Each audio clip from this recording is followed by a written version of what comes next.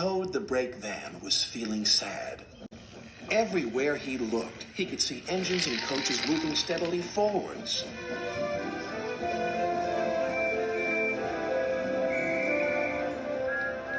They all looked confident and cheerful.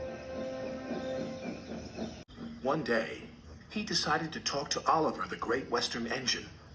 I'm always going backwards, Mr. Oliver. I have forward-thinking views. I could be a leader, if you know what I mean. You can't be a leader without a train to follow you. You don't have a train, Gordon said. Toad felt sadder still. Oliver wanted to help. You're a very useful brake van, Toad. You help me brake, and you keep my freight cars in order when we go down hills.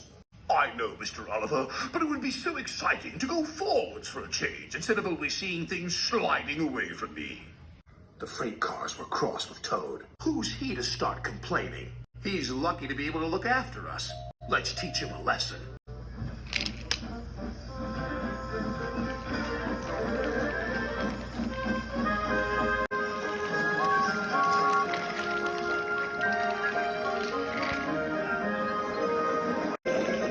The freight cars decided to carry out their plan when they reached Gordon's Hill. When they were nearly at the top, they played their tricks. Ready, steady, go! And they jerked at a coupling, which broke. We're making your wish come true, Toad. Follow the leader, yelled the freight cars. Toad was still in a state of shock, so he didn't know what to think, and he couldn't ask the conductor. He had jumped clear.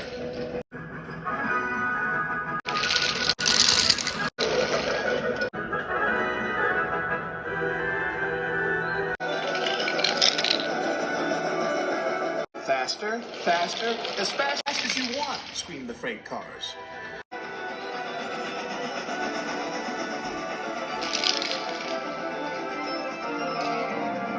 Suddenly, Toad found it fun, but the fun was soon over. A crossing lay ahead and the gates were closed.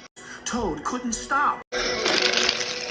Worse still, Toad now realized he was on the wrong track. There ahead was Gordon. The signalman changed the points just in time.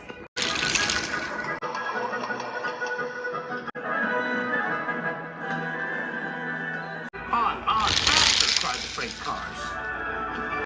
Suddenly, he saw James pulling a long, slow train. Oh my goodness! Help! Save me! A quick-thinking shunter did. Just in time. What was that? Exclaimed James. The signalman warned the station master at the next station. There's a runaway coming. We'll send him into the sidings. Help! Help! Called Toad again. Toad saw some buffers. Those'll stop me! But the points to the buffers weren't set. No! I'm back on the main line! Meanwhile, Oliver was racing to the rescue. I must catch Toad. I must. Toad sped past Henry. More danger lay ahead. Men were working on a bridge, but they had been warned about the runaway Toad and his freight cars.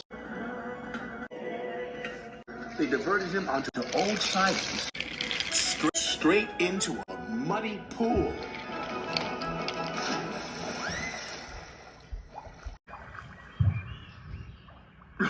No, stopped at last. Oliver arrived, and when he saw Toad, he could only smile. A pond is the only place for a toad, I suppose. That night, Toad spoke to Oliver. I'm sorry, Mr. Oliver, if I caused you any embarrassment. That's all right, Toad. So what do you think of going forwards? It was fun, decided Toad. but from now on I'll be happy to look forward to the future, busy going backwards, so to speak.